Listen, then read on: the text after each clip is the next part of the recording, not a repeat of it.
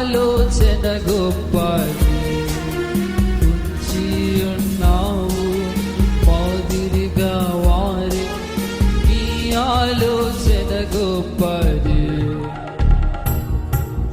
ప్రభువా, నీవే నమ్మకమైన సమర్థుడవు.